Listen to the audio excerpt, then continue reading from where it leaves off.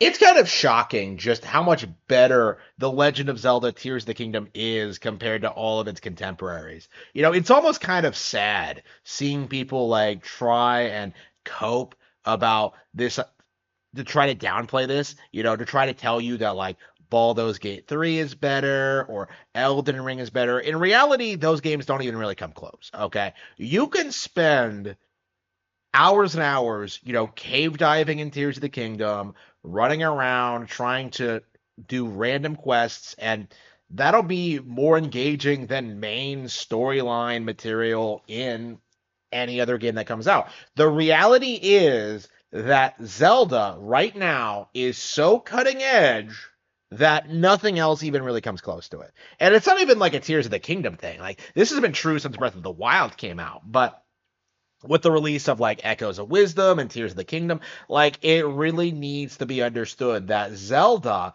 is absolutely the best fantasy game on the market. It excels at its genre. Nothing else even really comes close. And all the copes that people have, like usually trying to like act as if like RPGs have like better stories than Zelda, or like complaining about the tone, or like the fact that it's a Nintendo game, right? It's all just a gigantic cope because The Witcher 3 never came close to this, Skyrim never came close to this. Uh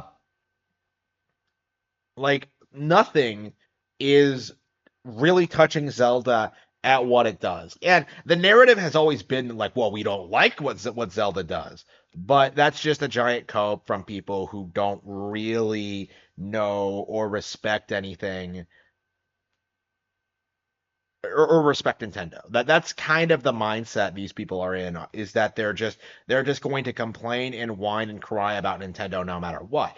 And usually people are like willing to like just let it be their opinion or whatever. And that's probably how it should be, but when you look and see just how aggressive they are at just denouncing everything Nintendo makes, right? Like that in and of itself is a problem. Seeing the industry like rally around IGN's 5 out of 10 score for Mario and Luigi Brothership, the delusional hatred for games like Kid Icarus Uprising or Star Fox Zero, right? Like there is a very real problem in the community where people are acting as if these games are bad in order to prop up whatever nonsense that they want to push on you that weekend, right? And the thing about like where Zelda is right now, there really isn't a viable alternative to it.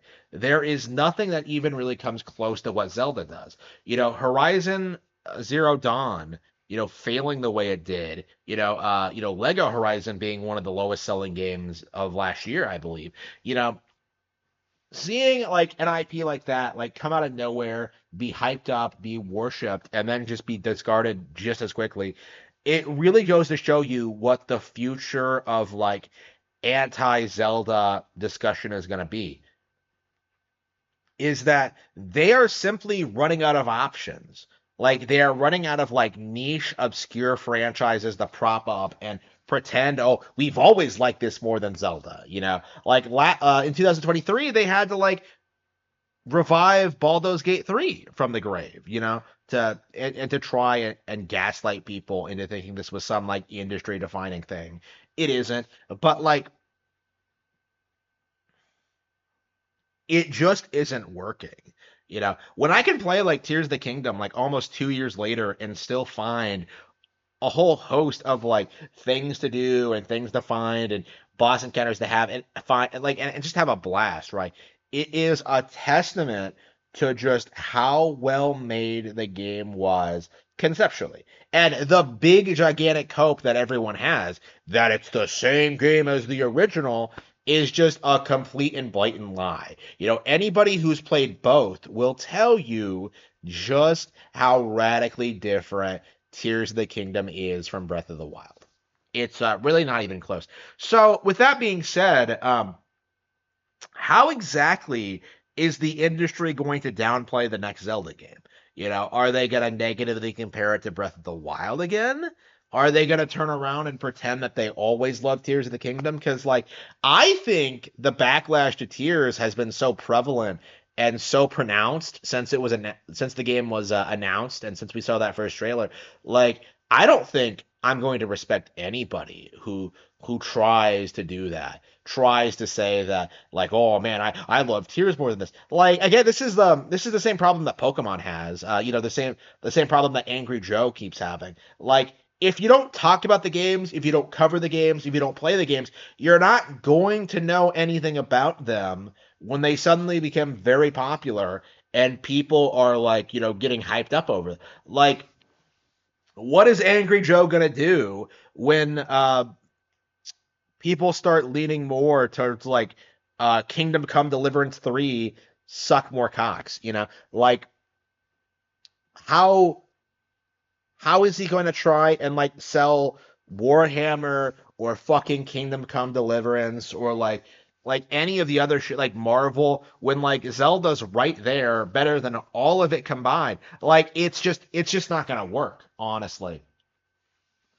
And I do think that's going to become more and more obvious as like these games continue to get more and more fans and more.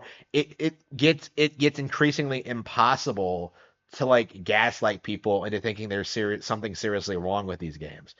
Like, and that's been true for a long time, but like I'm very interested in seeing just like when the tipping point's gonna be. When people look at like the criticisms of Zelda and just automatically dismiss them.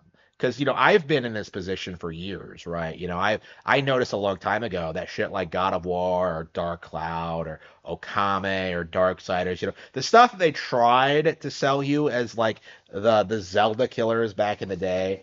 We've seen all these franchises fall off and how they're all irrelevant now.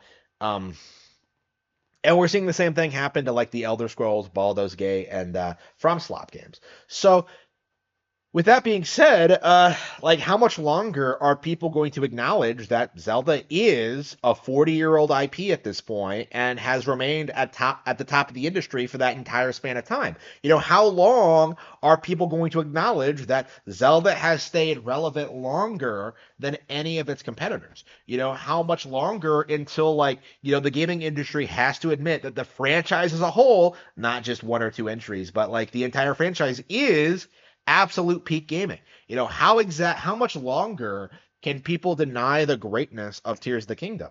I don't think it survived the release of the game. They threw everything they had at like trying to present this game as a disappointment, and all of it just completely fell flat because too many people were playing and enjoying this game.